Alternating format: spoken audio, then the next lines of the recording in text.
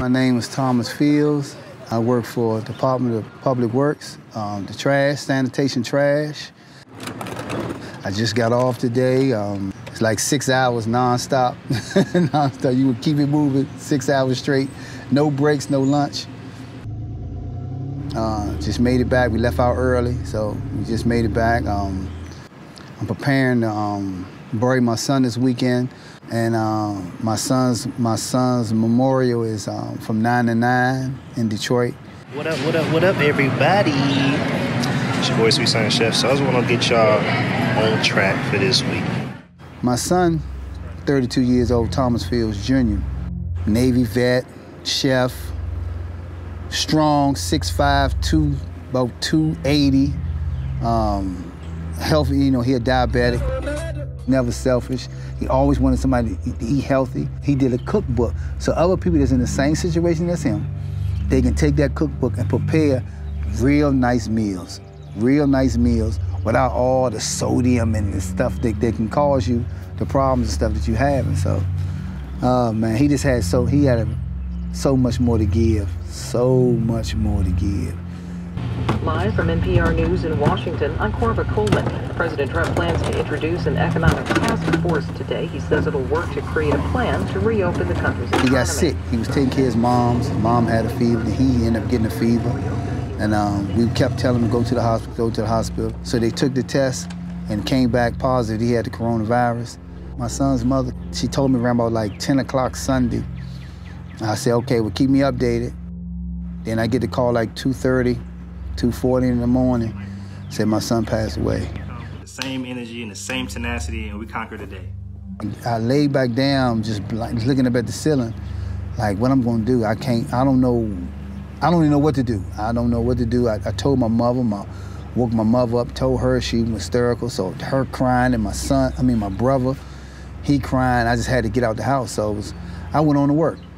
If you don't have gloves, you need to come see Earl so you can get gloves. As I pull up, I see all the guys outside in a circle, and I see the director, Gildat. He having a speech, and they was talking about the coronavirus and the things that we need to do to protect each other. I just want to let y'all know this is serious, you know what I'm saying? I just lost my son this morning with coronavirus, and I'm here. He live in Detroit, he just passed away, 32 years old. I'm saying that to say that this is serious, you know what I'm saying? And we really got to look out for each other. I didn't know about his son until that day he announced it, because you know we've been on the truck together. I was kind of sad. I was wondering why he even came to work that day, but that shows he's dedicated to his job. Being those we work in a trash truck, it's hard to be social distant in a trash truck because you got two other people plus you in the trash truck. So now it's like, I look at it like a unit at war that you have to protect each other. It's a scary feeling because you never know. You're around a person one day, then to find out the next day that they have. And you've been working with them, you know, in and out the yard with them day after day, and then they drop off. And you're like, where is he at? Oh, he done caught the virus. So, you know, it's scary. When you're a brown person in the United States of America, you are conditioned as a child to let things go, to pull your pants up, be a big girl, be a man, and keep going so that you can take care of your family. You have a choice. You can accept this bad thing that happened, and you may think that it's unfair, but you still have to get up and go to work. You still have to provide for your family. You still have to there are people who are counting on you that you have to take care of. And I think that's the environment that Thomas was raised in, was to, okay, can't worry about that. We got to keep going. We got to keep working. We still have to get this done. Oh, I miss him so much, just the interaction. We just had a conversation a week before he got sick, and he said, Dad, pay attention. Make sure you got your mask and your gloves on because you know you got sarcoidosis. You got a lung disease. I don't want nothing happening to you. You know, this is my son saying this to me. And then my son get it and then die? Oh, man, it's just unbelievable. You know, it's just unbelievable to the process. I just had this conversation with him. You know? Oh, man. Now I'm ready to go to Detroit and bury my only child. You know?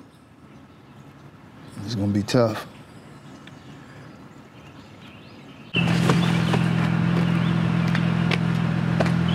On the journey. Re-air C-SPAN radio programming from Wednesday. WCSPFM Washington. Why are more African Americans and Latinos affected? We're seeing this around the country. You know, it always seems that the poorest people pay the highest price. Why is that? Why is that?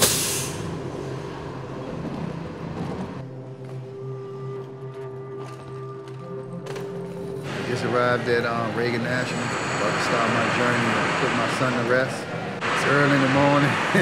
My flight leaves in about 2 hours, so I see I'm practicing as safety as possible. You only see about 3-4 people here. The airport is pretty much empty. And I'd be on a plane by myself. I just pray I make it there safe.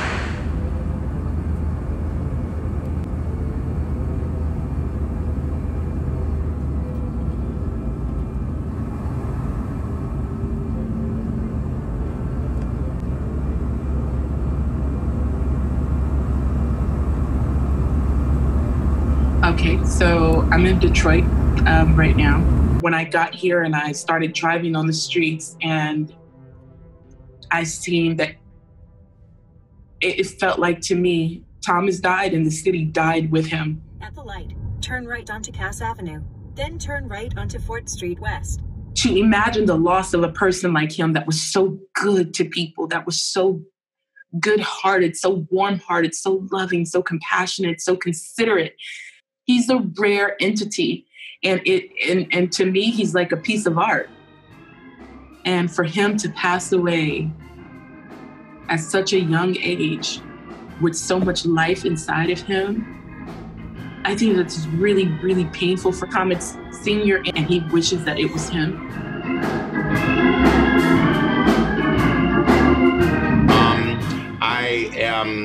I've been both the middle school teacher for Thomas Fields when he attended Malcolm X Academy, and I am currently his principal as he served as the school cultural facilitator. Again, it's an eerie feeling. You have loved ones. My mother, unfortunately, has succumbed to it and is in ICU at one of the local hospitals, and my family's faced with having to remove her from a ventilator because her condition has gone beyond what medical management can handle right now. Lord, this morning we come with heavy hearts at the loss of our brother, our son, grandson, friend, Thomas. That's the first time I can say my heart really dropped from hearing the information about someone that had passed. There's been someone that has passed away every day for the last week. And again, with the climax of 12 people in one day on this past Tuesday. And I just not looked at my phone beyond catching your message or check my messages because I know that somewhere intertwined in the information will be news of someone else either being infected or passing away. Can we pause for a minute? Yes. Yes. We were waiting for our update today. We haven't gotten it yet, but that's the hospital. They're ready to, as I thought, they're ready to remove her from the ventilator. Their prognosis is not that she's going to get any better. Yeah. Praise the Lord, everybody. Come on. Join with me in praising the Lord. Jasmine, his fiance, she did the live screening because, you know, a lot of people couldn't go there, you know, on her Facebook. Me, I was waiting. I said, I'll wait everybody out because I wanted to sit and have a conversation with my son. I hope y'all ready to go grocery shopping today. The parent job is to protect the son, protect the children.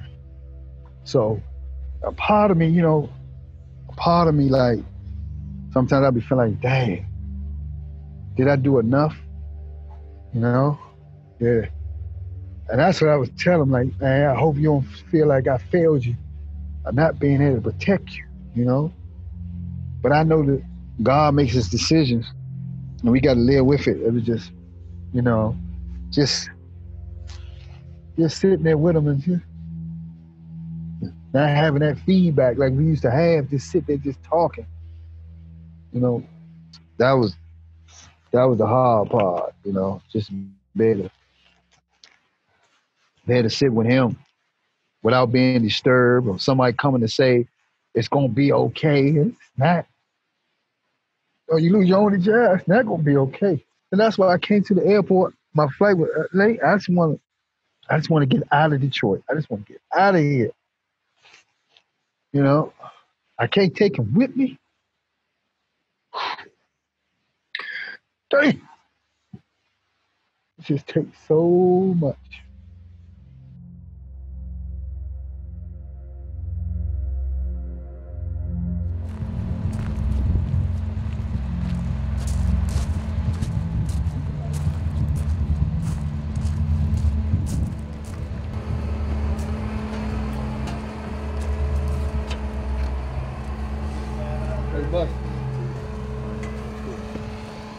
Hey, how you feeling, bro? Taking it easy, man. It's crazy in Detroit, boy. How them people dying up there, them people ain't paying. Yeah. Man, when nobody wearing no mask, I'm at the funeral. Yeah. You know, first day back after my 3-day bereavement. It's a little chilly today. Everything good? Yeah, man. Back at the relieving the trash from the city. You know, being essential worker is so important. Everybody, all hands on deck. I believe that. I just pray that my son be with me, and I just take it a day at a time. Sweet Science Chef. I keep the band on because I know he'll be with me until, you know, I'll never take it off, and until God take my soul. You know, it's waterproof, so I can take a shower with it. So I'll never have to take it off.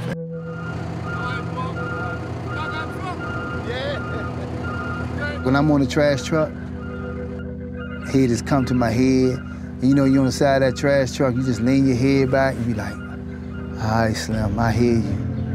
You know, I just think about him like that, and I just be like, wow. You know, and I just, you know, it just comes, something will happen, a memory will come. He in my heart, so I just think about him like that, and I just keep pushing on.